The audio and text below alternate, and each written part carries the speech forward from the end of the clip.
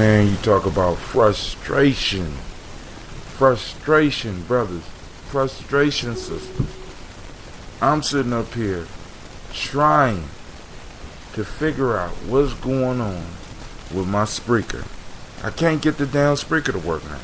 So yesterday was Microsoft. Today is Spreaker. You know what I'm saying? I don't know what's going on, right?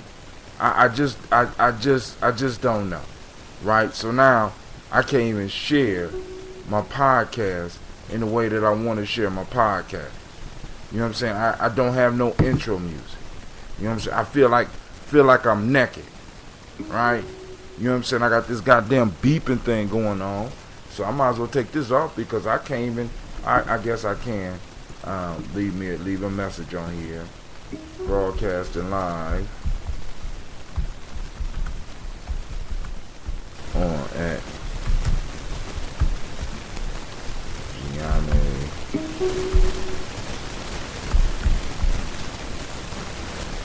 Can't spell it right now. I'm just messed up. Gye-Nyame.com. Alright, fam. We're gonna get started.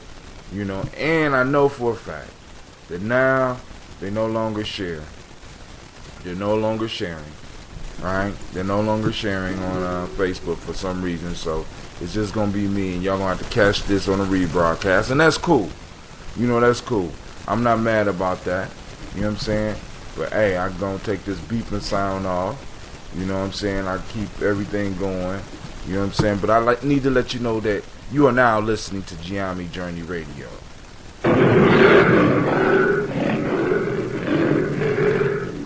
I am your, my fault, wrong one. You are now listening to Gye-Nyame Journey Radio. I am your host, Brother Hot Tim, and of course you know this is a Heart of a Simba production.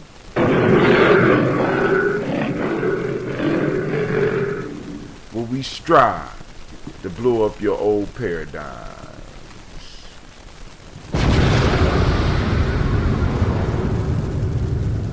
That's a little bit too far from the mic.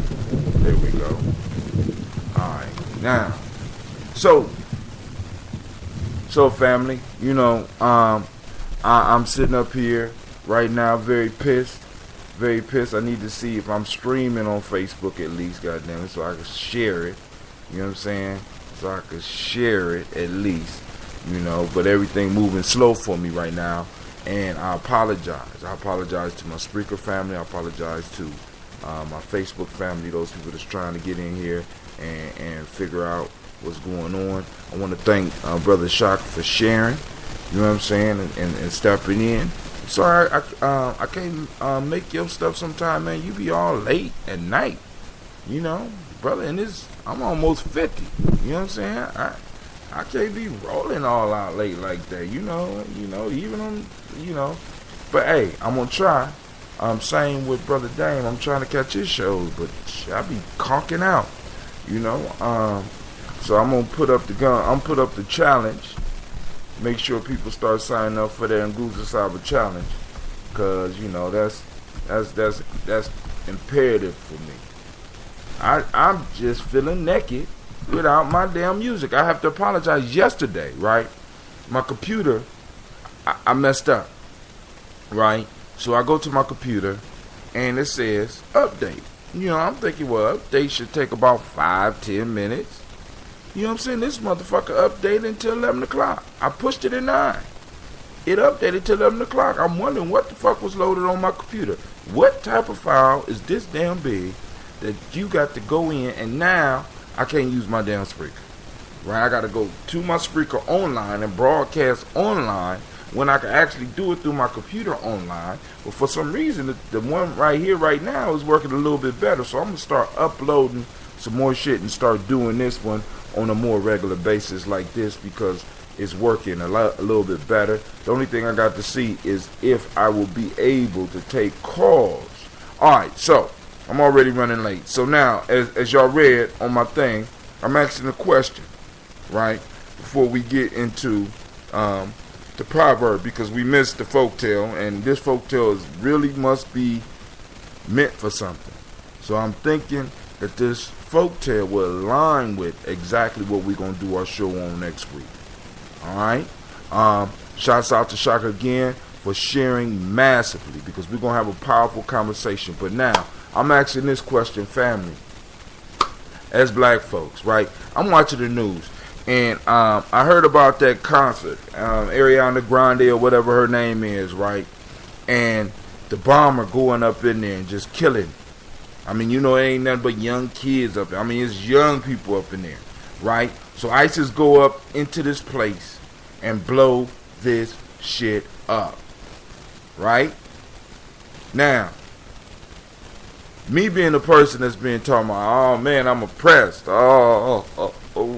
The man got us down. I have to ask my question. Are we really oppressed? Or are we suppressing ourselves? Now, I'm not talking about the economic shit. I'm not necessarily even talking about the political shit. Because I know some of you are going to be like, no man, after 400 years, we are old. You know that some people get them looks in their eyes, they don't even blink and shit. And when you having a conversation with them, it kind of throws you off. Because like I'm doing right now, I'm just looking at you and I ain't blinking. And then when they get like this and they get real intense, then when they get like this and they talking and shaking and shit, and they ain't blinking, you want to change the subject. Because it's like you about to have a stroke. You got to blink. You got to blink. I'm blinking right now, but I have spoke to people who would get so hot and angry that their eyes wouldn't blink. So I'm asking the question, family: are we oppressed or are we repressing? Because the question, the reason I'm asking this is because I like playing with words, right? Words shape the reality in which we live. This is why I do the Nguza Saba Challenge. I change the days of the week, right? Because we start changing subtle words. We start changing subtle ideas. We start introducing ideas. We start introducing the power of symbols, right? We start using this stuff, right? Rather than just you know what I'm saying? Rather than mentally ejaculating on this shit and start putting some of this stuff into action, we will liberate ourselves, right? Now, so I'm looking at the word oppression, and I'm looking at the word repression, right? I'm like, wow, hold on. All right, but hold on, Brother Shaka say, some of us are emotionally unavailable, disconnected, and we have not been caused to explore other outlets such as a faith beyond our fears. Exactly. We have been, the perimeter has been prescribed for us. And for us to go outside that perimeter will put us in an unknown place, will put us in a mysterious place. And we have been taught to be uncomfortable with unknowables, right? When our very existence, our very greatness comes from us exploring the unknowable, right? You can't move above and beyond without exploring the unknowable. That's what science is about, studying. You know what I'm saying? Looking at things, exploring ideas, right? Dealing with the fears, right? So I'm asking the question, are we oppressed or are we suffering repression? And let me finish this explanation. Press means to apply pressure and hold something down. Squeeze it, right? But there's certain materials that after you press it for so long, it takes on the shape of being pressed. So if my fist was being pressed and I bent my fingers and it was of a certain material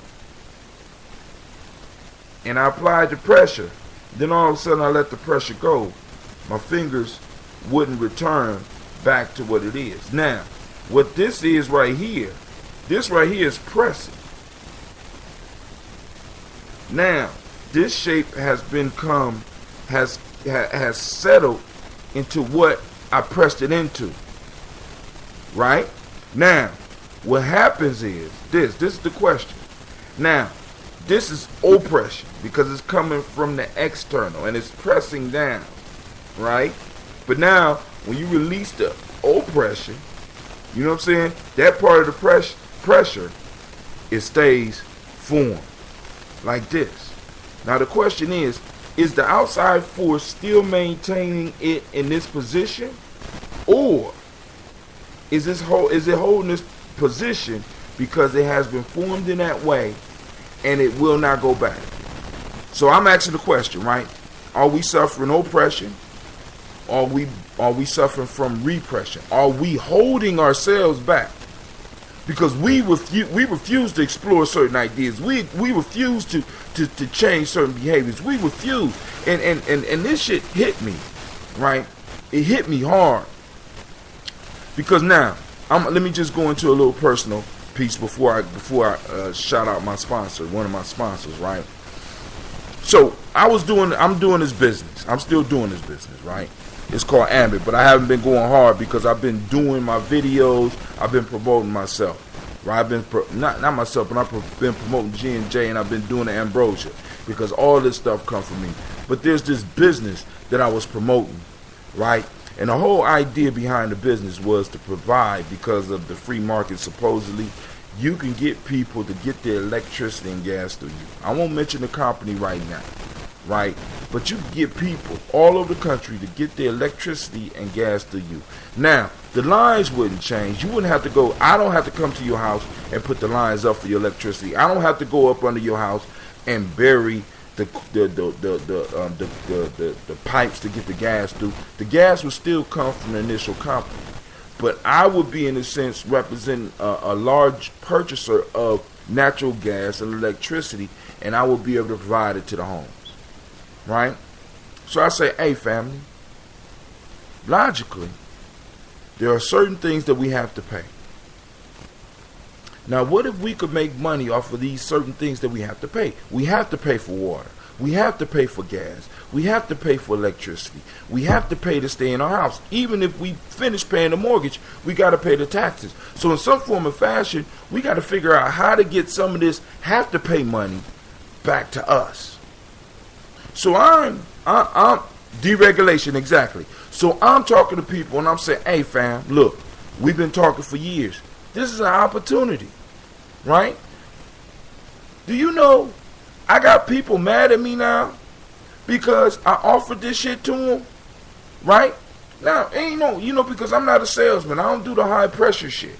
Now, there might have been one case where I might have did some high pressure shit, but that's a whole nother story, right? But everybody else is like, cool. You don't want to call, you don't want to do it, cool. You ain't got it. And you know what I'm saying? I understand, right? But I actually had motherfuckers mad at me about this.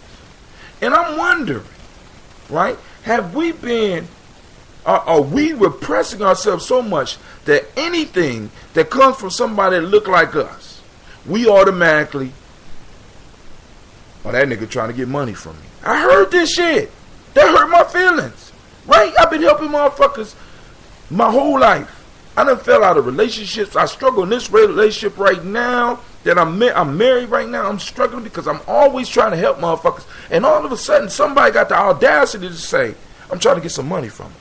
Motherfucker, I'm trying to get you to pay your electric bill. I'm trying to get you to pay your gas bill. And that money could come back to build something that we've been talking about forever. Right? I don't mean to get upset about it, family, but it bothers me. And this is another reason, right? Because I'm watching the news, right? Black folks, we have to really, really shit or get off the pot. Let me say that again. We have to shit or get off the pot, right?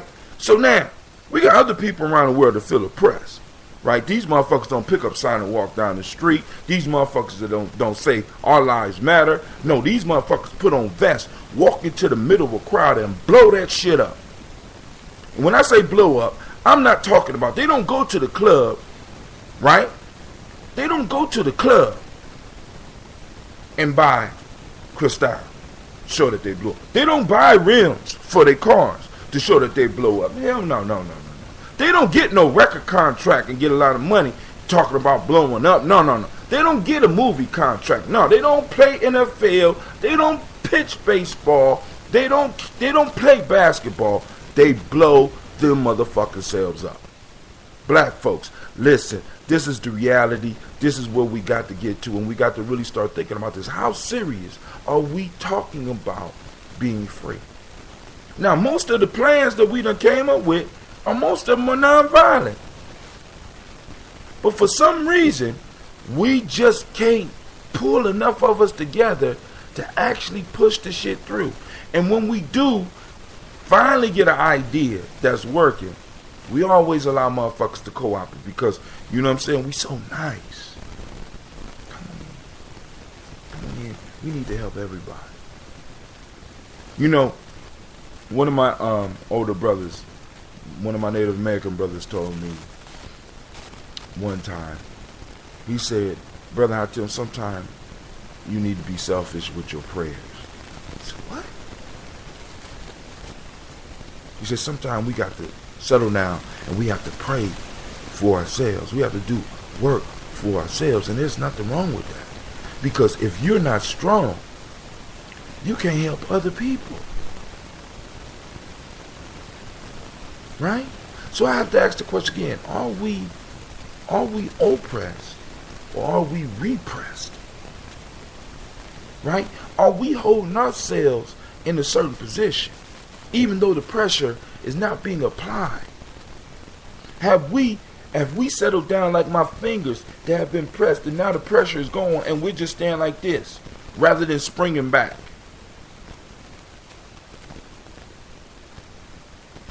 It don't make no sense. So, all right, fam. What I'm gonna do right now is I'm gonna send shots out to the sponsor. Then I'm gonna read this. I'm gonna read this proverb, and we're gonna get into discussion. I'm about to post up the number so that y'all can call in.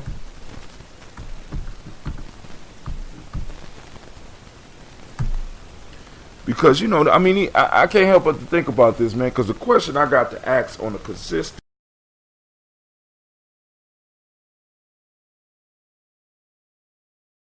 time. Can you run a nation? Can you build a nation? Can you build a culture part-time? You know what I'm saying? Do we really want to build our own, or do we just want to be treated right here? That's the question that many of us got to wrestle with. You know what I'm saying? I don't care as long as they treat us right. Is that what we want? Then we need to start saying that shit. But whatever we want, and whatever we want, we're going to have to go hard to get that shit. Because I'm sitting up here, man, I'm looking at my kids, and I keep on telling y'all, man, I keep having nightmares about the situation of the world right now. And the situation that I'm putting my kids in. All right. Right now what I got is from my sponsor, which is G&J. Y'all see that in there? That is that ginseng root. We're going to sample the ginseng. I put this in on Imani. We're going to sample and see how it is, right? We just going to take just a little bit just to see how it is. First, I'm going to put it in the clear glass so that we can inspect the color.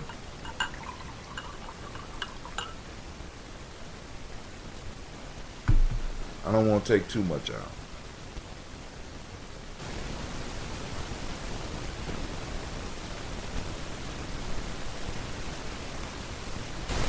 It's not bubbly because I don't have it in a smaller container, in a closed thing.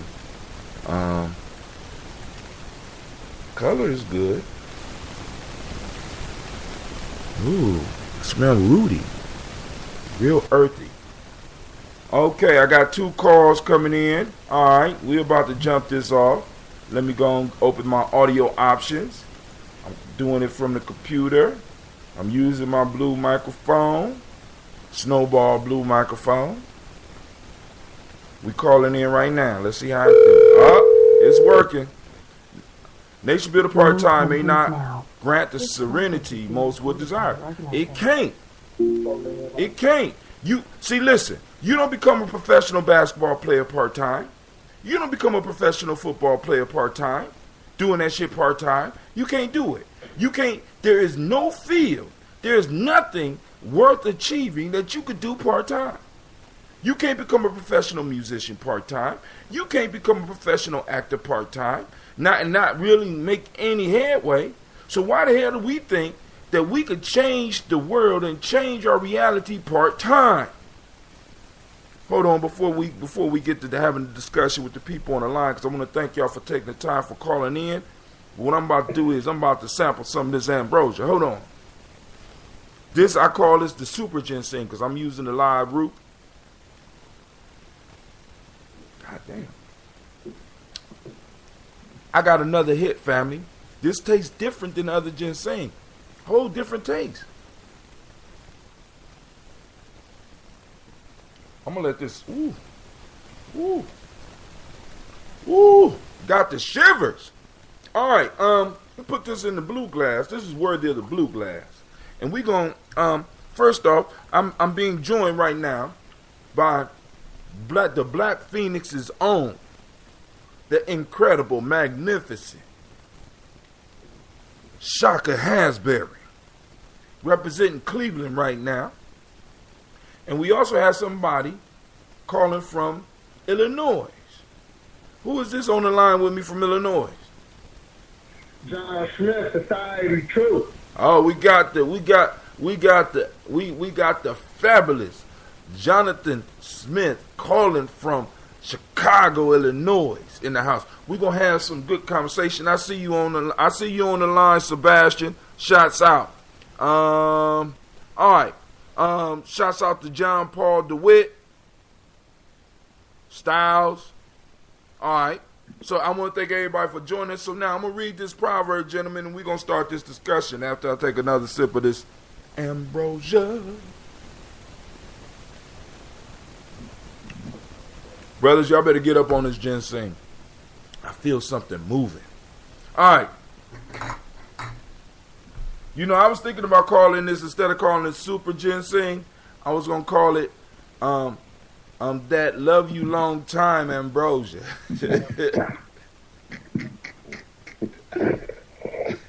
All right.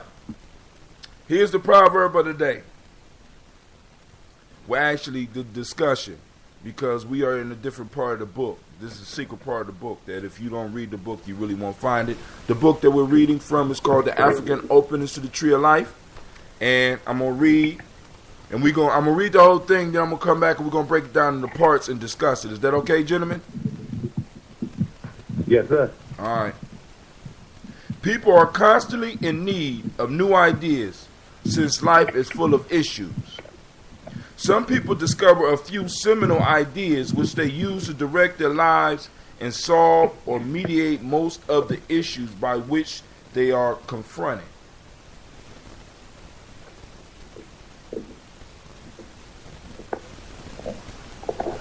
Oh, my fault. All right, hold on. I wanted to make sure we still on. All right. By which they are confronted. Many others are not always so lucky, yet they too stand on the lookout for that particular idea or those ideas which they feel may provide an appropriate index for managing and understanding their existence. This one is going to be straightforward and easy. Shouts out to Patrick Brown. All right. Thank you for joining us. Y'all listening, like and share, please. All right. So we're going to break it down. So it says people are constantly in need of new ideas since life is full of issues.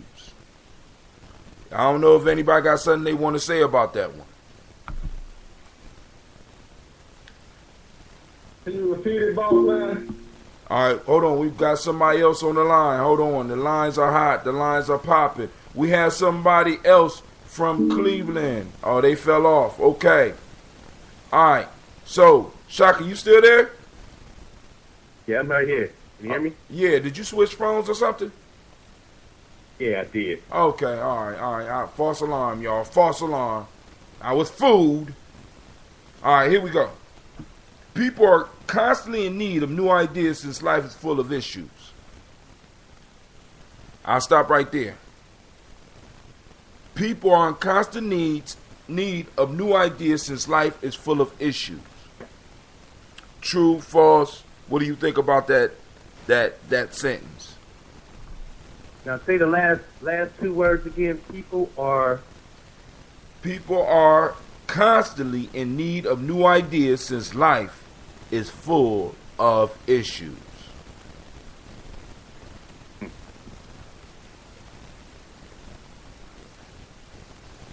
I'm gonna say true. I'm gonna say that's true. You know, people are constantly. We like to think that people are in constant search of new ideas to deal with to deal with the issues in life. You know what I'm saying? We constantly run up into new situations. Let me chime in on that for a second. Go ahead. Handle your business. Now, as a creator, as an innovator, it's actually disgusting to me when I hear people say, hey, ain't nothing new under the sun.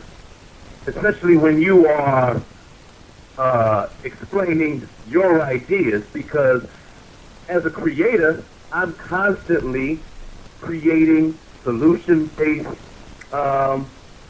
things, solution-based concepts, solution-based invention, solution-based songs where people can hear and fall into alignment with one another in the process of building solutions. So when somebody says that there's nothing new under the sun, especially in light of me describing something that I am an innovator of, I think it's disgusting, because let's say that I'm describing a solution that Martin Luther King, from a principled nature, had inspired back in the 60s. Right. The reality is that playing that card right now is the new thing under the sun. You understand?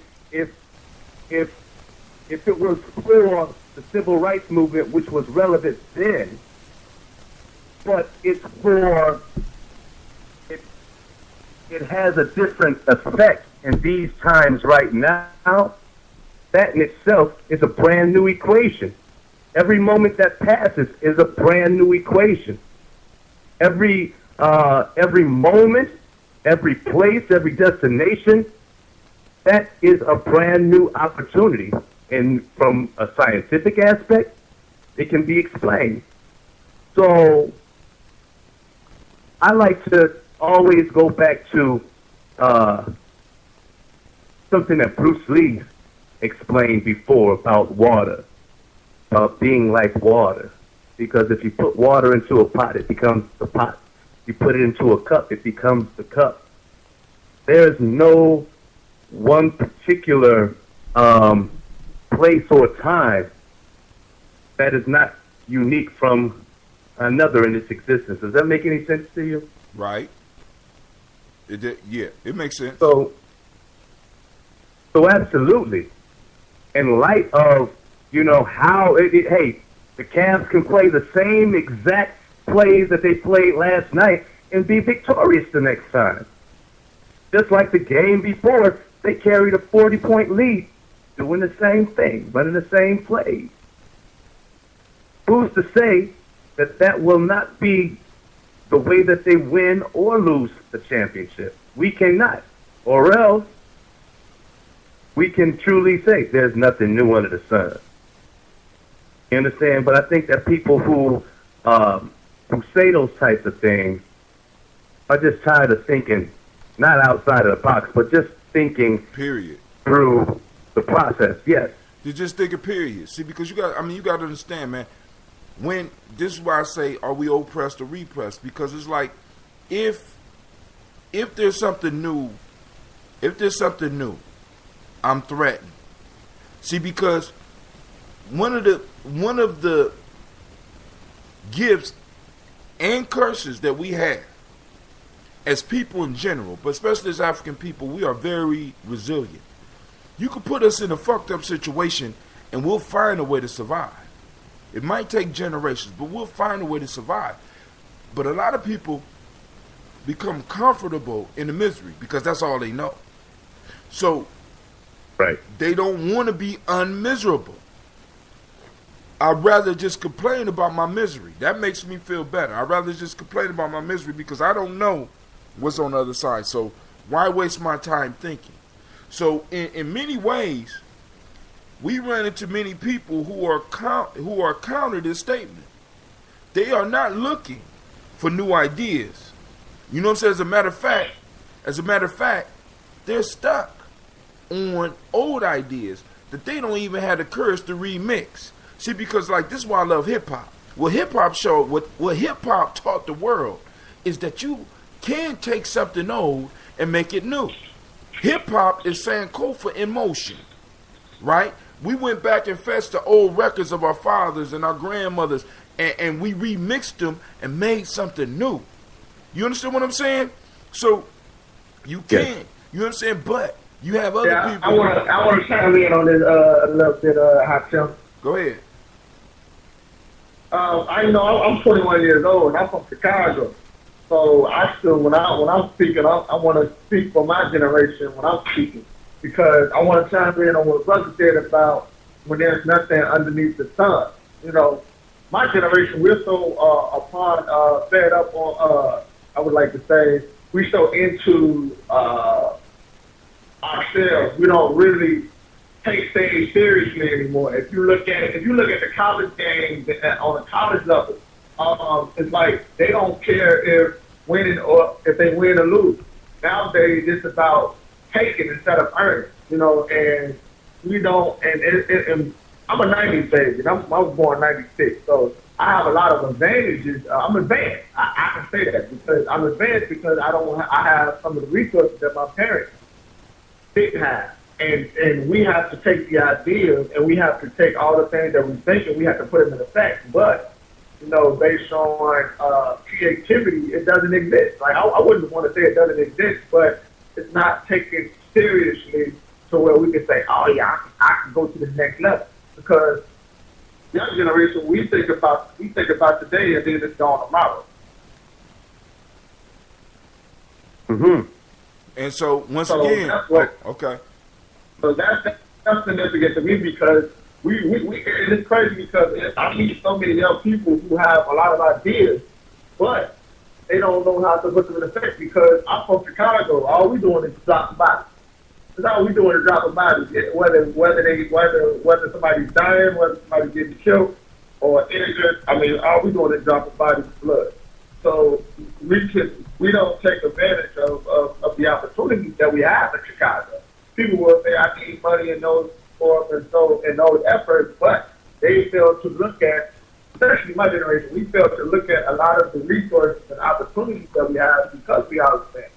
And just like the generation up under me, they're advanced. They can take this thing to the next level.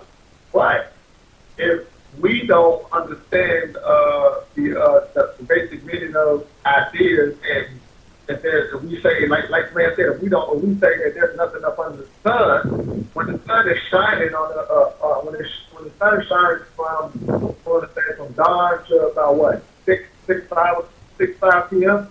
and if we say that there's nothing that we can find that we can utilize, then what are we doing then? Because I look at it, finding something new every day, just like you said with hip hop.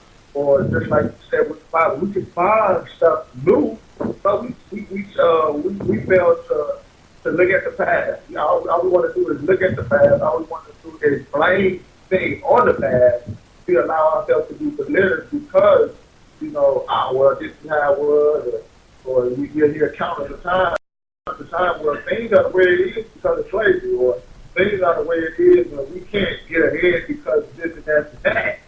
But if we can take our ideas to the next level, that's one of the hardest things to do, is to get our ideas started.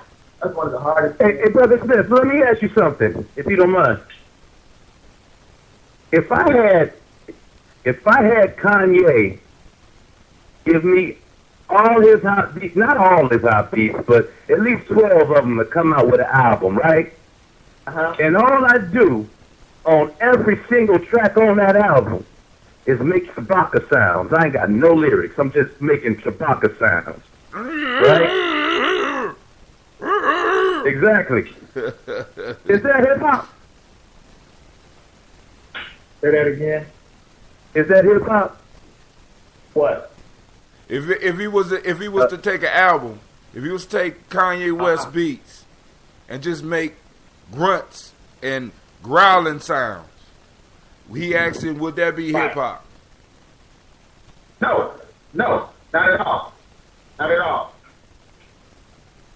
And see, that's what I'm dealing with right now, because some of the things that's coming out right now that they're classifying as hip hop and they justifying as hip hop, and the young boys talking about hey, this is just a new thing. I could do a whole song with. Mumble rap. I don't classify it as hip hop. I'm sorry. I don't classify it as hip hop. I classify it as mumble rap. I'm a '90s baby, but here's the thing: my parents are old, so I know hip hop from the key. So when I hear music like this nowadays, it's like I don't understand how we have how there's an audience. I don't understand it. I don't understand how we can allow Lil Yachty or Lil Bo to do the things that they do. Because I mean, from what I grew up on, that was not okay. That was like you couldn't be in the industry if you were doing it. No. See, you wait. See, this the issue. Even in the 90s, up until the late 90s, there was a code, right, where you could get beat down for having whack-ass lyrics. Motherfuckers wasn't just able to have access to studios like they do. Motherfuckers could rap on phones now. So there is, see, this part of our issue, right? There is no clearinghouse for our shit. Anybody could get in our shit. Anybody could do anything with it, right? That means when they could do that, that's called free trade. This is the situation in America's falling, free trade. So the businesses inside of your community or inside of your country could take their shit outside, right? Take your money with them, and there's no taxes, there's nothing on them. And they could bring shit in for free. That's called free trade. And that's problematic because the individuals that are caught in that free trade zone have no control of what's coming in or out of their community, in or out of their country.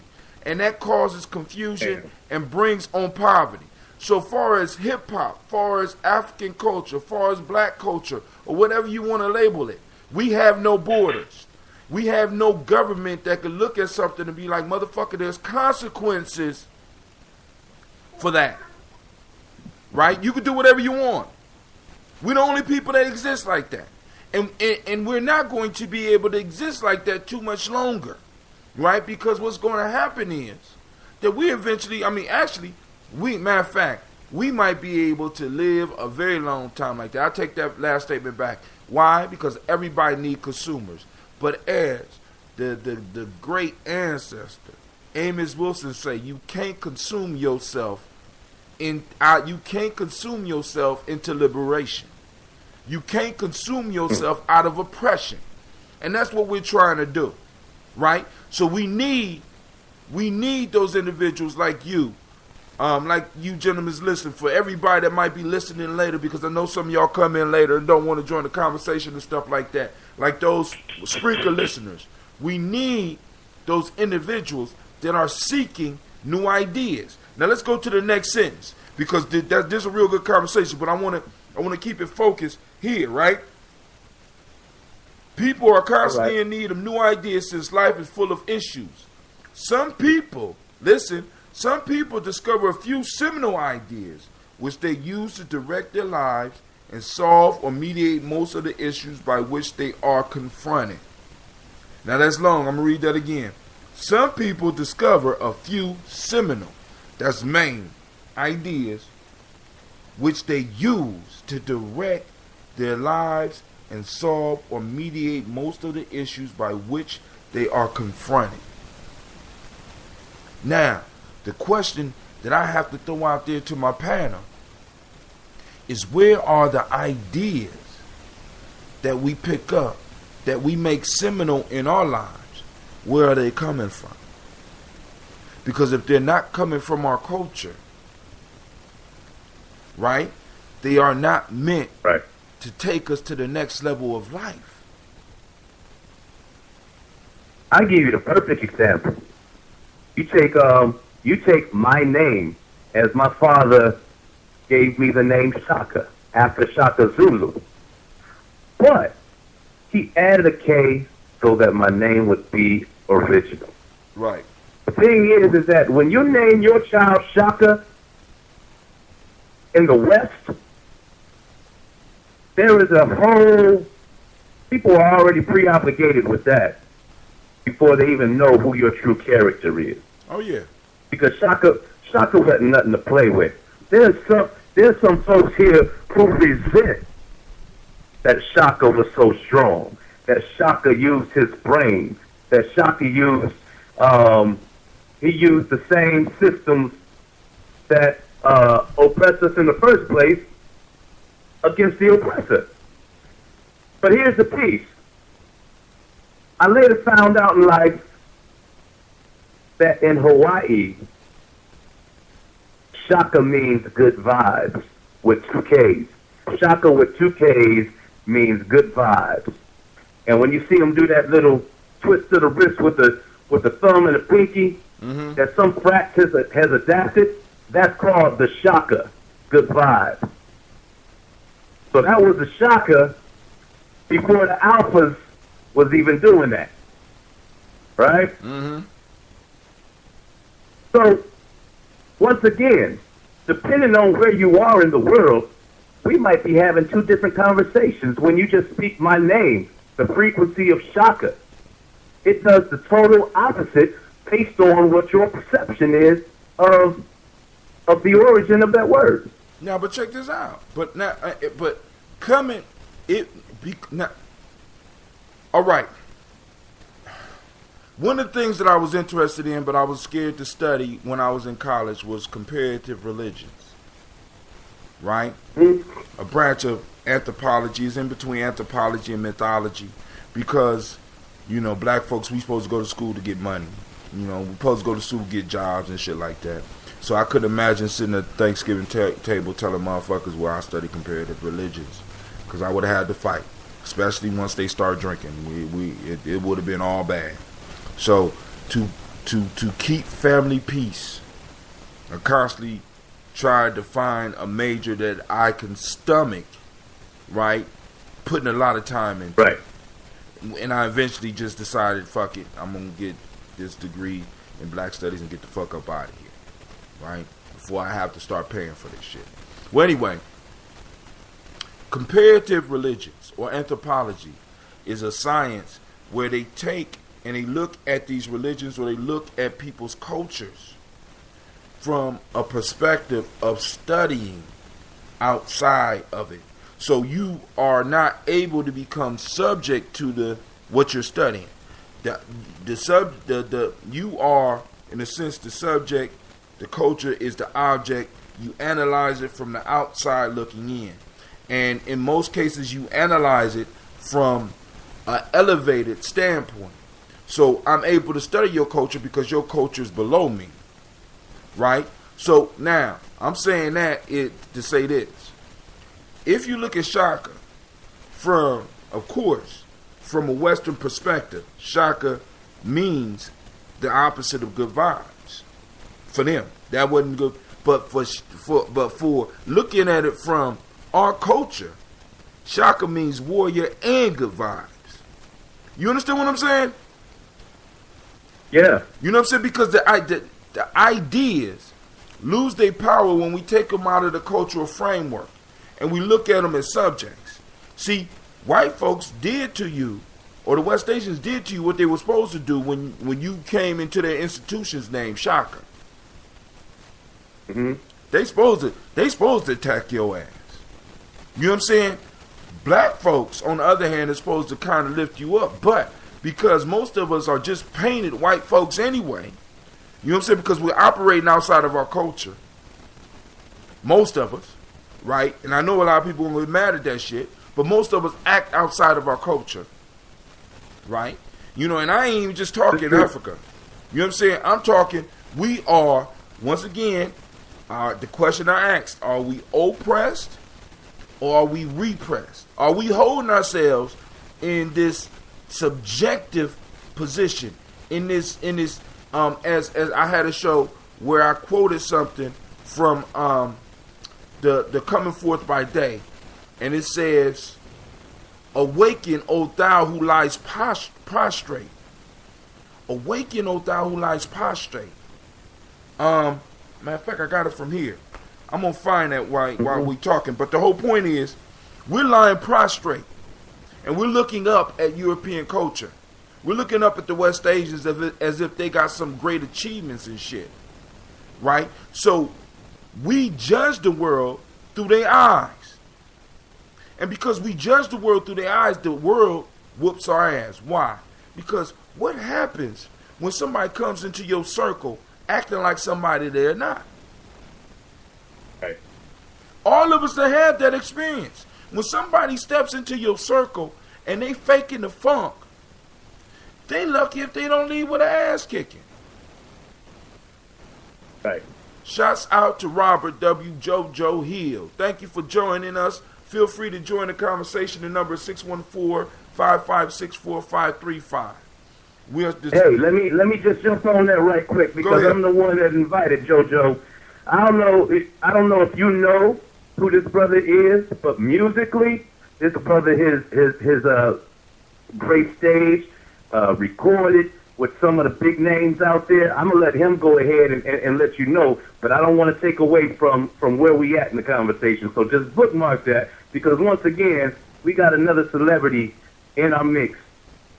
Well, call in, Mr. Hill.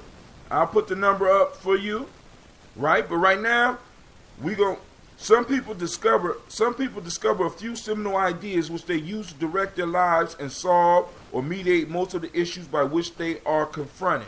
Now, we have principles in our culture. Now, this is the issue, right?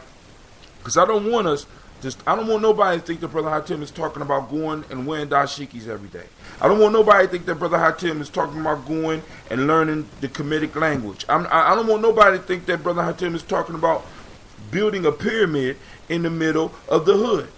You know what I'm saying? I don't want nobody to think that I'm talking about wearing sandals, even in the wintertime, right? But what I want to no, because really, when I start talking about culture, people start getting it misconstrued. You know what I'm saying? I want people to understand that when I'm talking about culture, I'm talking about culture is what protects us. Culture is what moves us. Culture helps us make economic decisions. Culture helps us make political decisions. Culture helps us educate our children. Right? So if we are not operating in a culture that comes from us, that comes from our essence, that moves us, right? Because culture is a living thing and it wants to survive. Y'all have to understand this, right? So it's going to move you in a direction to help you survive. Right now we have a culture that is counter us, which means it's not from us. So when we get money, we spend it. When it comes to politics, we turn our back. When it comes to educating our children, we willfully turn them over to others and they have nothing to do with it. And tell them shit like, don't call me when I'm on my job about my child. When it comes to our children, we won't get up Saturday mornings and set up school so that we can make sure that we could deprogram them from the funk and establish those seminal ideas within them that will guide their life. Part of the problem is that we don't have seminal ideas that are directly connected to us becoming better people. We have seminal ideas. Let me tell you one of the seminal ideas that we got. It's about getting that money, y'all. It's about taking care of you, right? And I want y'all to understand, black folks, we are the only people that practice individualism. The only ones. Y'all don't realize that shit. This is why we losing. Exactly. We don't. You know what I'm saying? You think Donald Trump did this shit by him? Donald Trump got a motherfucking team, and he got a team of other rich motherfuckers around him that's rooting for him and pushing him and arguing with him and checking him behind doors. But they allow him to be out front. And the same thing with all these other rich motherfuckers. There is no individual rich people in America, except for black people. We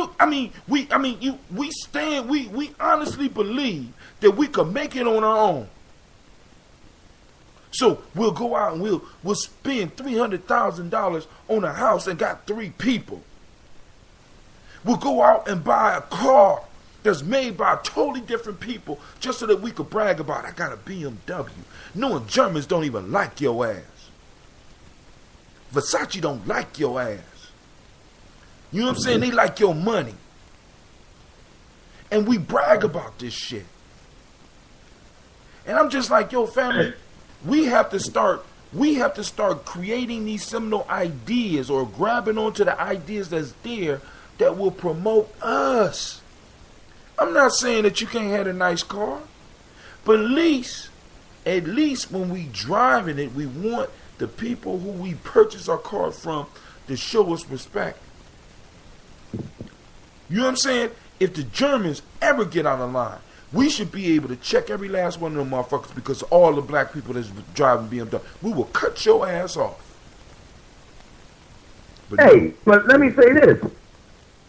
When you think of the complexity of this conversation, understand that it's probably a million young black folks sitting back thinking that, yo, I'm woke because I'm experiencing this conversation. But here's the thing. If you have never followed a process of protocol, if you've never submitted to a process such as a fraternal process, for example, of rites of passage, the process is designed in a way to be able to build from the foundation, from the fundamental principles, onto the circumstantial evidence and the circumstantial practice. Here's the piece. I had a whole, I went live last night and spoke on this on a very profound level. I said, listen, to all of my people, I got a challenge. I'll talk about it later. But the piece is that the fundamental principle in this is that we move in service for love. If your religion, if your politics is somehow an excuse not to move with me for that basic principle, for that basic service of love, and what inspired it was that concert the other night when I saw an 8-year-old baby gone. But go ahead, because I definitely want to hit that concert. Hit it, come on. Go ahead. See, because listen, black folks, and you know, because I know I'm gonna rub some of y'all the wrong way, right? Because I'm into love too, right? But for some reason, we think that the person that wore that bomb, because we're looking at it through the lens that we've been given, that person wasn't operating in love. Now, because I know people going to get mad at me. I might get put off of Facebook and shit for saying this, right? But what makes his love any less than the love of the people that was affected by his bomb? This motherfucker loved his struggle. He loved his people that much that he would blow his motherfucking self up. We don't understand. How you beat that? You can't beat that. These motherfuckers... Now, hold on a second. Go ahead. If it was just him, I agree. No. If it was just him... Shaka, listen. This is what I'm... See, because you're focusing on the children. You're focusing on the injured people, which is what you're supposed to do. But looking at it from a nation building, from a culture building perspective, dog. You know what I'm saying? This motherfucker... This is where I'm looking at it, bro. Go ahead. I'm looking at it as a protector. All right? I spend my whole life protecting my kids.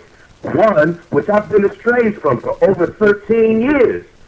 But even still, my actions, my movement is for the sake of their protection.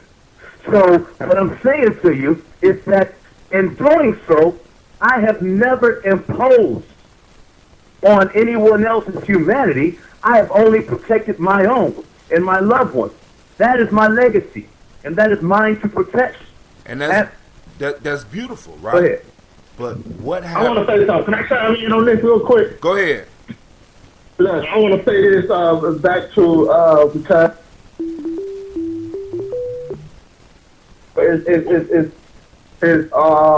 I want to say seeing the thing. Wait, hold on. Wait, hold on. Jonathan, hold the thought for 1 second. Hold it. Family, I love you very much. But all of y'all on Facebook, most of the people in my circle know that I do my show at this time. Do not call me when I'm on my goddamn show. Text me, get on the goddamn show, post something up, share the shit. Don't call me. I extend myself at all other times. But when I'm doing my show, I would love it if you would show the respect not to call my goddamn phone, because you know that's what I use. I love every last one of y'all, but look, I'm going to start cutting motherfuckers off. I'm going to start blocking numbers because some of y'all just don't get it, don't get how serious I take this shit. Now, Shaka, I said that in love. That's love, right? Because I'm going to get back to your point. But, Jonathan, I want you to finish it, young brother. Go ahead. Okay, so back to what I was saying. You know, I believe that we as a culture have to understand the economics.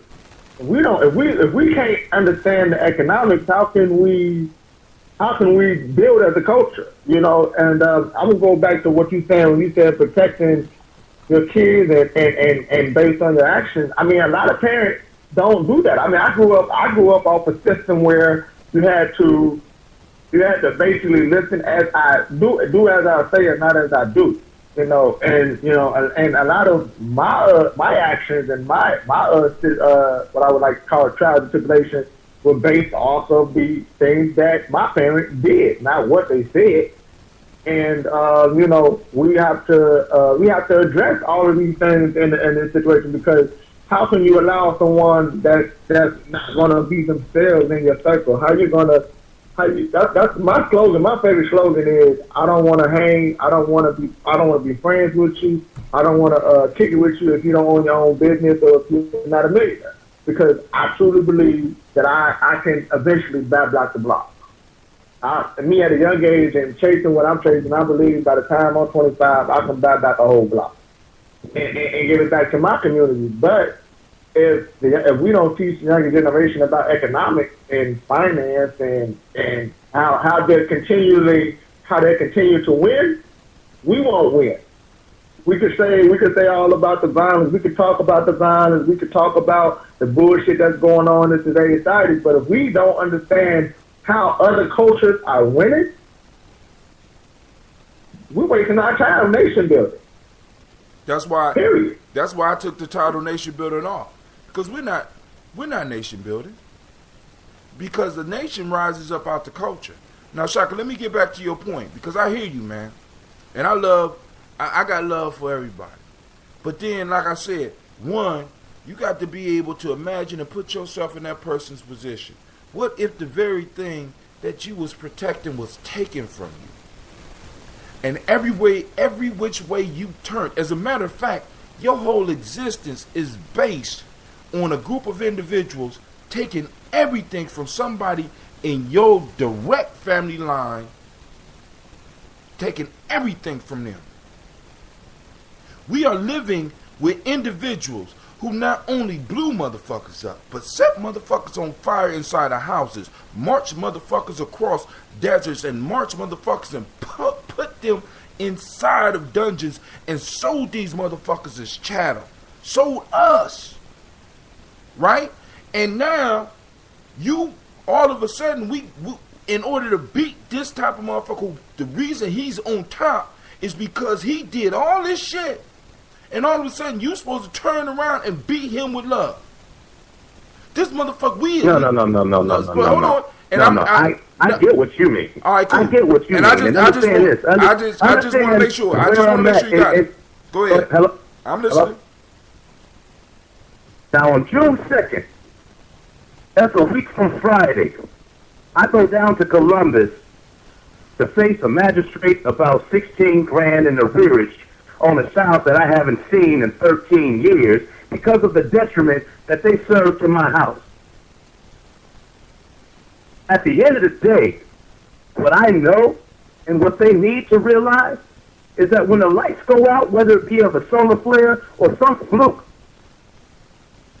or just the universe's way, when the lights go out in America, the first thing that diminishes, the first thing that disappears is the system and the illusion of the power that they are controlling our communities. because of the division of household. And the reality is that in the dark, if we're talking about power, if we're talking about guns, gold, God, and the influence that we have amongst our people, I'm coming down to Columbus, Tim. Where's my people that's going to walk into that courtroom with me? Where's the people who've seen me suffer from the time that my daughter was basically stripping from my shoulders? The total destitute of a father. Where are those people going to be next Friday? Because what it does for me, it leads me to what they call a high post when I'm all alone. So that means that because I'm taking this stand and because I'm letting them know that you owe me something that you took away that you cannot possibly pay back. The primary years of my daughter's life where she was supposed to be protected until I taught her how to protect herself. Mm-hmm. That may never, ever be in this world again. And there's no monetary price that you can put on that. But I understand also how the world works. See, I can go in there with a vengeful tongue, and I might not come out alive. I already died once this month. You understand? And to come back, this is a fact. This is a fact.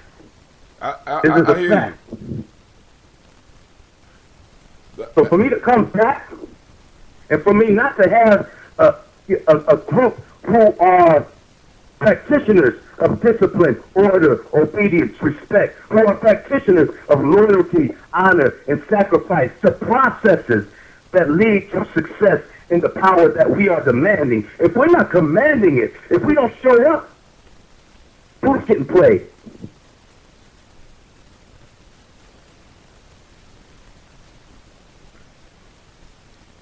Man, I hear you.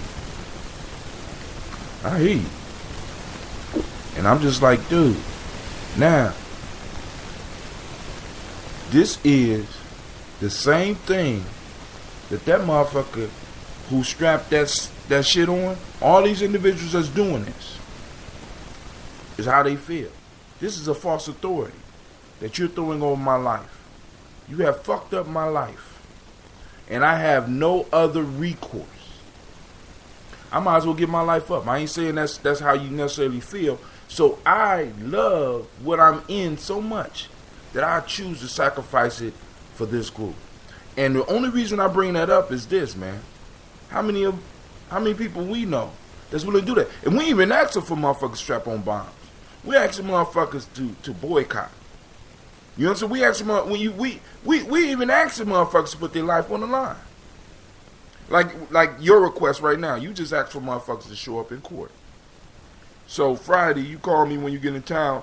I'm gonna take a day off and put on one of my nice knots, and I'm gonna go down there with you. Right? That's what's up. Since you called a nigga out, you done quoted all the Gye-Nyame terms and shit. You know what I'm saying? So I got to go now. You know, I hate courts and shit. I hate that shit. Right? But I'm gonna go down there and support you. I'm gonna have to take that day. But family, you know what I'm saying? You hit an important point where individuals are not going through rites of passage. But now there's the piece that I want to stress. We always have to, because we even got to change that now. We got to make sure that all of the passages, all of the training, all of the initiations that people go through have those seminal ideas that are developed from the culture. Right?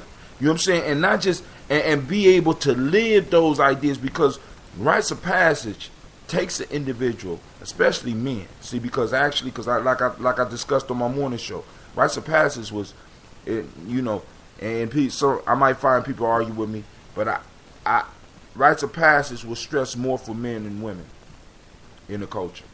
And I won't go into the whole discussion about that, but it was we had to be taken to the edge of death so that we could take life seriously. Right. In order for the man to live, the boy must die. And a lot of us can't deal with that shit. A lot of y'all can't deal with the truth of that, right?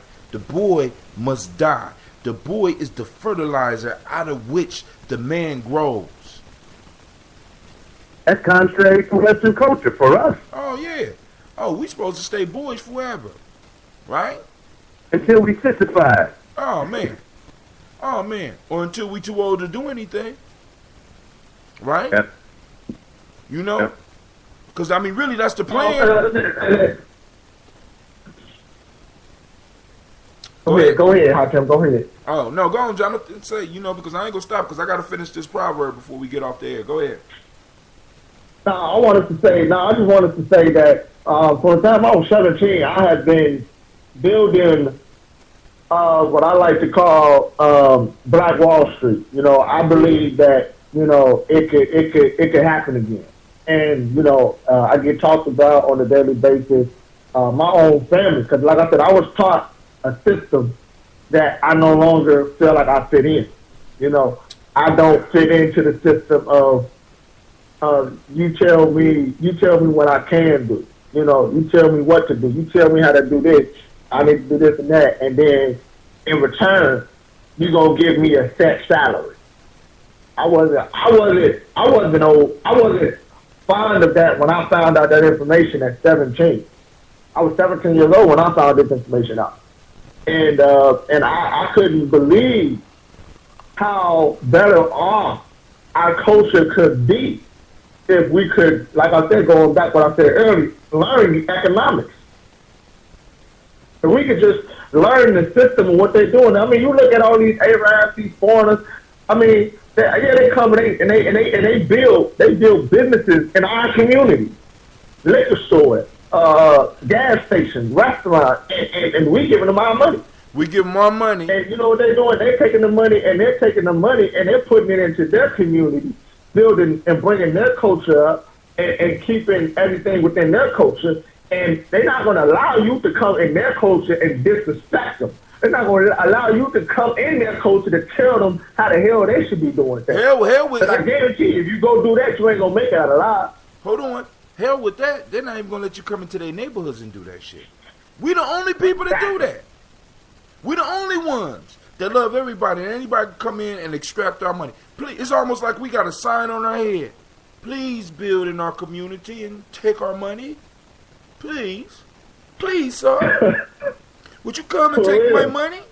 Please.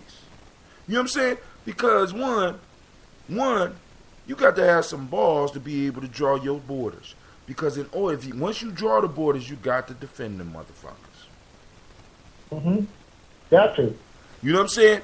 Once you put up the borders, you got to be able to defend them motherfuckers from everybody that's not you. If they're not part of that, Who we got on the lines right now? It's just still the three of us? Oh, yeah, still three of us and the FBI. Don't worry about that. How y'all doing? Everybody say hi to the FBI. Y'all think I'm bullshit. I'm not playing.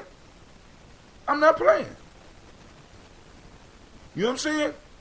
It's real, right? Because like I said, dude, this is why you get bugs in the matrix and shit and you won't be heard. This is why your music is not popping, Shaka. You know what I'm saying? This is why mumble rap is able to succeed in the way that it's succeeding. You know what I'm saying? The COINTEL program never stopped, dog. My elders told me that a long time ago. So once again, brothers, say what's up to the FBI. How y'all doing? Right. You know what I'm saying? These motherfuckers listening in. I hope y'all learning something. Make a donation. You hit me up at gum.co/that ambrosia. I even send y'all some ambrosia over to the headquarters if y'all send enough donations. Because y'all listening in and shit. But go ahead. Facebook y'all too. I know y'all listening too. Go ahead. Definitely. All right, let me read the next part of this. So, now, the whole piece about this is, one, he's setting us up so that we could really be culture builders and move to the phase of actually nation building. Because nation building is when we actually land the blocks. Because like I said, when you're nation building, you're establishing territory, you have territory, and from that territory, you're able to extract an economic life. Right now, because we don't have territory, we can't establish an economic life. And we have to be able to secure that economic life, right? Because many of us start businesses and then all of a sudden we find that because motherfuckers could assign fees, or motherfuckers decide to take up the price of something, or we don't have a certain license, people could come in and shut our shit down, right? And we, because we are so grateful, you know what I'm saying? We're so humble, right? We still act like strangers in our own land. See, I never understood. Now I want y'all to check this out. I never understood what they meant in the Bible when they talked about Jesus calling himself the Son of Man. He used to say shit like the Son of Man has no place to lay his head. Until I really looked at the position of black folks in America. We are literally the Son of Man. We have no place to lay our heads. We have no place to call home. Although Jonathan, you was born and raised in Chicago, nigga, Chicago don't claim you. Just like Columbus and Akron don't claim me. You know what I'm saying? We are the strangers, and we have no place to lay our head here. You know why? Because we allow these motherfuckers to treat us like that. We allow it. We allow it. And then we'll turn around and spend our money with it. You know what I'm saying? So y'all son is a man. You know what I'm saying? We need to look at the man right now and be like, fuck you, and become sons of God again. You know what I'm saying? Because we kowtowing to man. We pay more homage to the West Asians than we do to God. And we say that we the most spiritual people. I have to challenge that. You know what I'm saying? Because from my observations, there are more atheists in the black community than in any other culture. We say we love God. Oh, we say we love Jesus. Oh, we say we down with Allah. Oh, we meditate on the Buddha. But from my observation, right, of our actions tell me that we don't believe. We don't know. Come on, man. I'm being real with you. I'm being real with you. Because the reason we're so loving, the reason we're so kind, is not because we're trying to get to heaven, it's because we fear for our lives. Real talk. And we're kind and mean, we're kind and nice to everybody else, but let somebody that look like one of us step on our foot. Oh God. Then the wrath of the Son of Man falls down on that other nigga like you never believed. We're suffering from mental illness. We're suffering from a lack of spiritual development. You know what I'm saying? I'm starting to challenge people when we start talking about how spiritual we are. You know what I'm saying? If we're so spiritual, then hey, why we ain't been able to get the spirit to move? You know, I had a brother come from Ghana and stay with me for a little while. He used to tell me about the secret societies and shit. How they could go out and they could cut a tree and the tree draw blood, and then they could go and they could do certain things and talk to certain people and make certain shit happen. You know what I'm saying? So, you know, not trying to be a smart ass, I asked him, I said, then why y'all don't run them motherfuckers out your country? You know what I'm saying? The shit only works on other black people. It don't work against the real motherfuckers that's harming us. Yeah, you know what it is that belief is what empowers everything. That's right. And we don't believe that our God, we don't, actually, we believe that they got control over our, we believe that they're above our gods. That's why we're in the situation we're in. Matter of fact, they are God. They are God. You know what I'm saying? They feed our children. Hell, they get our money before we touch it. You know what I'm saying? We got to render unto Caesar what is Caesar's. And so we pay taxes and then we turn around and give them our money. As a matter of fact, our money, we even have to have their permission to get our money now. Think about this. Most of our jobs pay directly to the bank. They don't even pay you no more. You don't even get the check and be able to go put the money in your hand. You got to have their permission to get it. They could shut down the machines right now, and 95% of the black community would starve. They shut down the fucking machines and not give you access to your money. Most of us would starve right now.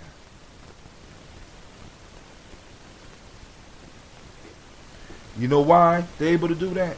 Because the seminal ideas that we have in our life have not been placed for the upliftment of us. It's been placed for the upliftment of others. The seminal ideas don't flow from our culture. So let me read this last part and I'm going to let y'all go, man, because we already running over. I'm sorry. I get off into my shit. So, many others are not always so lucky. So they saying that when you find a seminal idea that you can live by, you know what I'm saying, you're blessed. You're lucky. Yet, they too stand on the lookout for that particular idea or those ideas which they feel may provide an appropriate index for managing and understanding their existence. So within true human nature, individuals are on constant lookout for ideas that could take them to the next level. If they are not doing this, right, they are not human.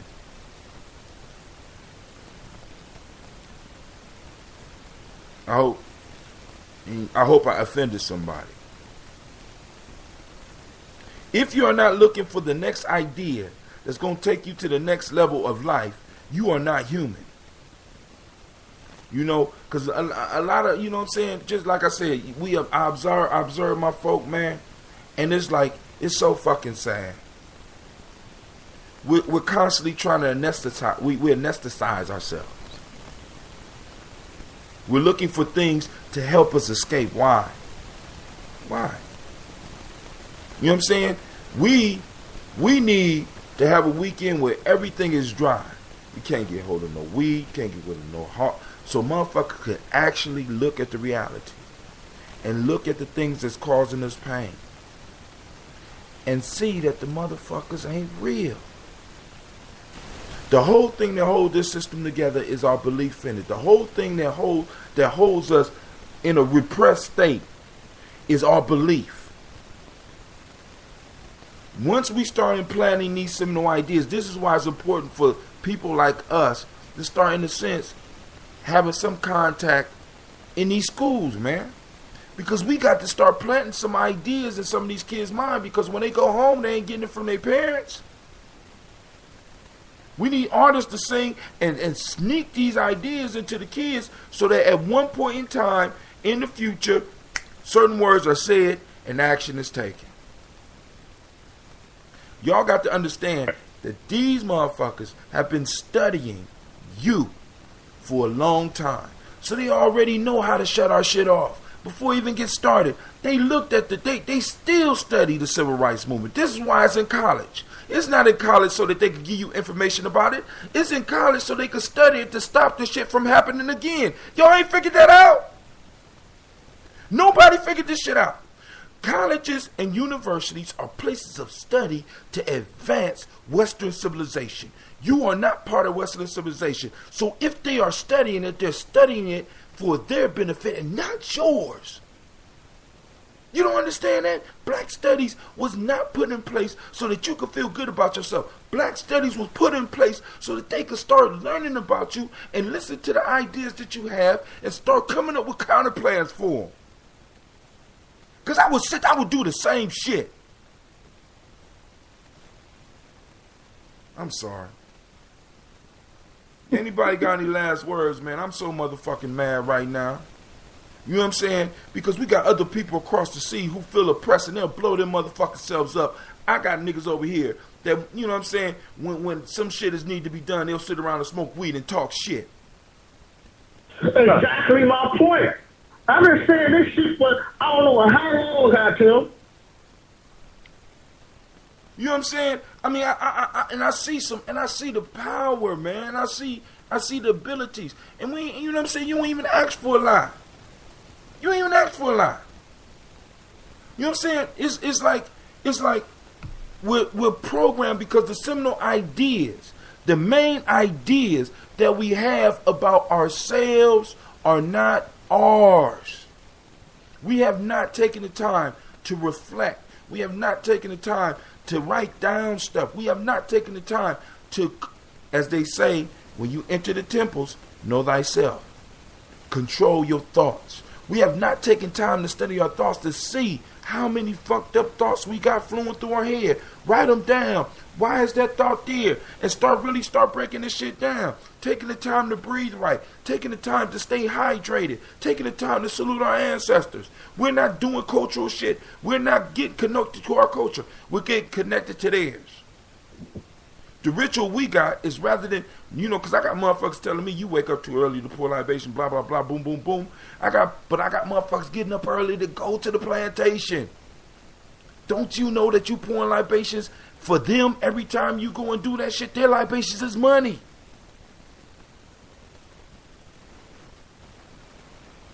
You pour it, and you go in there and you invest your thoughts and your ideas into their projects, which does nothing but lift them up. And I'm cool with that if you cool with that. But please understand what you're doing. And I ain't saying quit your job, but I'm saying just be conscious. Wake the fuck up. See what's going on around you. Stop being a sucker. Yeah, but most of us just pouring libation by smoking weed and popping lean and doing all these drugs. That's what we doing. But now, and this is the point. What are we pouring it to? You see, because this the point. Most of us are living unconsciously. We're living an unconscious existence. So that means that a person that is conscious and is awake can guide what you do. So you clubbing, you constantly smoking unconsciously, you drinking unconsciously, all that energy can be guided so that I benefit. So I'm providing the weed, right? I get paid indirectly because I provide the weed. Although the person that's selling it may look like you, I'm getting some of that money, right? And listen, I'm sorry. Go ahead. You better get I gotta say this out loud because, see, I understand. Yo, there is a mass majority of us sitting on our hands. All right, but for the few of us who are exploring our options and even are led by our faith, I'm gonna just say this, man. If Jesus walked the planet right now, the first thing that'll happen is the so-called Christians will kill him because they're not ready for that change yet. Let's be totally honest with it. What happens then? This man comes back and he knows the real Santa Claus. He knows when you've been naughty or nice. You call yourself Christian and this is the way you treat my children? What's going to happen to Jesus? Let's be honest. Like you said, they're going to he's going to be killed. See, because most people don't believe in Jesus. That's the bottom line. That's why I say a majority of black folks are atheists. They just scared to say the shit. Our whole existence is based on fear. On fear. We fear. That's our religion. Fear. Right? Because everything we do, there's something around it, an element of fear. I need to get up and go outside my house right now. So I have to constantly be thinking there's some fear there. You know what I'm saying? Because there's a possibility that somebody might jump out at me and shit like that. You know what I'm saying? It's an element of fear when I walk into a store. Or when I'm driving down the street and a police officer pull up behind me. Or that I don't address a meeting right. Or that I offend a parent. Our whole existence is based on fear. Mm. You know what I'm saying? So when my existence is based on fear, I'm constantly stressed, which means I'm constantly sick, which means I constantly have to medicate myself, which means that my life is going to be short. Right. You understand what I'm saying? Right. Which means that I can't think properly. Which means that I can't, as they used to say back in ancient days, lift the veil. We can't see the reality because we're caught up in the fears of this false place. You know what I'm saying? Be who the fuck you are. Be honest and be truthful. Right? You know what I'm saying? You know what I'm saying? If you don't believe in God, just be honest about that shit. Stop faking the funk. You know what I'm saying? If you're satisfied with your life, be honest about that shit. And just tell people, like myself, when we having the conversation, I don't want to talk about that shit. Nigga, I want to talk about the sports. That, you know, I don't even, so then I know not to fuck with you. Right? Let's not waste time no more. Because I'm strictly on let's get this shit done. Because I got little kids, man. And they're going to come up in a world where they may be second, if not possibly third class citizens. Right. Why? Because their father and his generation didn't get out here and make motherfuckers recognize who the fuck we are. Oh, I make motherfuckers recognize who I am in the hood, but the hood don't do shit. The hood don't even vote. Nigga, you know what I'm saying? Y'all could take my hood pack. You can have this shit because it does nothing. I can't even go to the store and get a free 40 ounce. You fucked up punk ass hood pass. You take this shit. You know what I'm saying?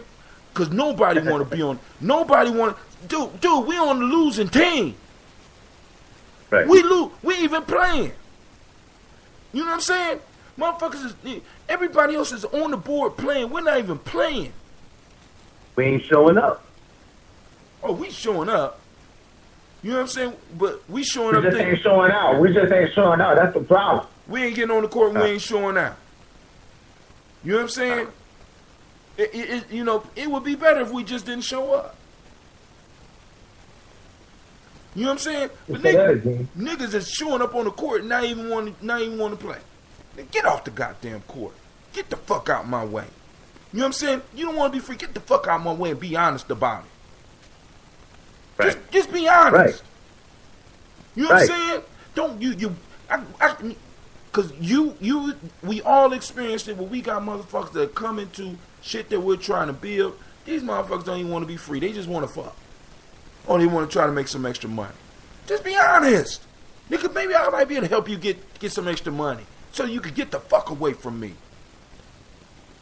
Excuse me, I'm sorry. There might be some kids listening. But you know, it's like I'm so frustrated. I'm not even my fault. I'm not even frustrated. I am. You know what, Tim? I'm scared. Nope. See, I need to be honest. I'm scared. Right? Because the danger. See, because it's like this, man. What would happen if for some reason my family was taken away from me? Would I be one of those motherfuckers that strap on a vest and blow up a whole group of whole nother motherfuckers? You see, a lot of people don't even understand, right? Because y'all been taught, you know what I'm saying, to just side with the West all the time, and you're not looking at other people's shit. I have to look at that shit. Could you imagine somebody that you love, that's been good to you your whole life, that's been good to everybody around them, being destroyed by a bomb dropped by a group of people that y'all had done no harm to? Hey, let me say this, man. On May 1st, during my health incident, I'll just start refraining to it as that. Because when I say it the other way, it's just. But when I had that situation, and I came back into the world, and I knew that I didn't have to get pushed back this way. I know it was something stronger that pushed me back into this physical realm. Finish what I started. And for 48 hours, I was the most upset, the most angry that I've ever been in life. And I just had a heart attack. And what I was thinking was this: I done let the stress of this case kill me. I let the stress of this case kill me, and I'm not going to let that happen again. And I told, well, let me just say it like this. I thought to myself, right now, because I'm not promised tomorrow, I may as well grab that $16,000, raise that $16,000 from my family and friends, and take out a life insurance policy for $1 million. So that 3/4 of that would take care of my kids, and the other quarter would make my presence felt beyond my physical existence. And that can go so many different ways. But then I thought deeper, and I thought more realistically, who would I entrust to do that beyond my physical existence? Damn. That's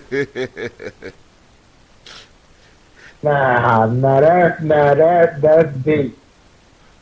Wait, see, because you have been confronted with the black man dilemma.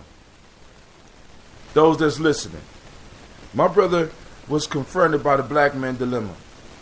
After making it through the 20s, after making it through the 30s, you probably late 30s, right? I'm 41. Okay, cool. So you in your 40s now. So you got hit with the black man dilemma. The fact that to this world, and see, I know a lot of people gonna want to try to change my semantics and shit like that. Leave me the fuck alone. To this world, as a black man, most of us come face to face with the fact that the way we have been treated in this system, we are more valuable to the ones we love dead than alive. And I'm not talking about the young nigga dying shit. See, because they get a thrill off of just the idea of dying and motherfuckers showing up and wearing shirts and shit. When you become a grown man and you have responsibilities, it's like, damn, I do got a $300,000 life insurance policy. And you get so frustrated because everything you do, everywhere you turn, motherfuckers is turning their back on you, motherfuckers is ignoring you, motherfuckers is categorizing you as crazy. You start to think, it would be better if I just left this motherfucker. That's the black man dilemma. But then you start seeing clear through because you like, I have to see my mission through. I have to push through. Because that's exactly where they want us to be. You got, man, dude, you have hit a dilemma that all individuals, I'm going to even say this, all thinking black men. Now, the motherfuckers that ain't thinking is just trying to get pussy, trying to get drunk and all, they ain't even thinking about that type of shit. You know what I'm saying? They just trying to find the next motherfucker that they could sponge off of and shit. Matter of fact, they would celebrate and hope that you left them the $300,000 or the $1 million life insurance policy, and they swear up and down they're going to do everything they said they was going to do, and for the first 3 to 4 weeks, they're going to be a perfect steward. But right after that, because their ideas, the principles are not their own, they're going to slide back and they're going to fuck your money over. And the dilemma, and the second part of the dilemma is, once again, when you brought it up, who can I trust to do this shit?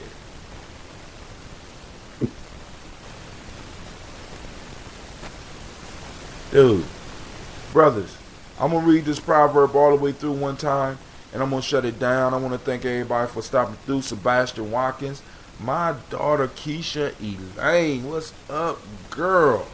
You know what I'm saying? Good to see you. Who else? Shout out to JoJo Hill if he's still on the line, if he's still listening in. Shouts out to John Paul DeWitt for sharing. Thank you, family, because he not only shared, he put it on his timeline. All right, so here is the proverb of the day. I ain't mean to run over. I try to keep the show short. People are constantly in need of new ideas since life is full of issues. Some people discover a few seminal ideas which they use to direct their lives and solve or mediate most of the issues by which they are confronted. Many others are not always so lucky. Yet, they too stand on the lookout for that particular idea or those ideas which they feel may provide an appropriate index for managing and understanding their existence. So as men, especially, we need to come up with those seminal ideas and constantly be looking for them to bring meaning to our existence, to help us manage and understand our existence. That's the challenge for us, right? And most of us don't want to accept the fact that we may have been born to be uncomfortable so that we could force change up on this motherfucker. Because we got to ask the question as the people once again. Do we want to change the system? Do we want to change this shit? Or we just want them to treat us right? Because both of them going to require us to be hard, but we got to be honest with ourselves. Do we really want to change? Would it be cool if they just opened up and let us in and gave us reparations and shit? Would it be cool for them to open the doors up for us and we get everything that we want, but the system still basically remain the same and they just categorize somebody else as the new nigga? Or is it the fact that we want to bring justice across this whole motherfucker, shut it down, and really sit down and have some conversations on how we gonna make it right for everybody? Oh, absolutely, man. Listen, if there was no estrangement between my daughter and I would be living the American dream. But there would not be a Pharaoh Hasbury, my firstborn son. There would not be a Black Phoenix movement. And the irony is that for years, people would listen and they would hear Black Phoenix and put resurrection against it. Whoever thought that I would die and get back up to complete this mission. Whoever thunk it. It's something else, baby.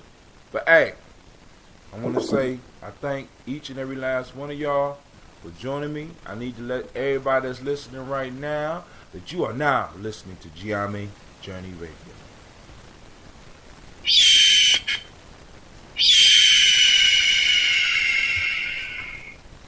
I am your host, Brother Hatim. You are now listening to Tribal Quotes. And this is a Heart of a Simba production.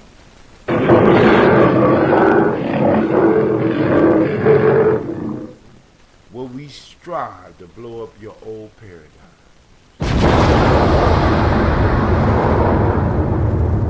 With that, family, I don't have no exit music because I explained at the beginning what the fuck going on. I'm going to say peace. Y'all have a great night.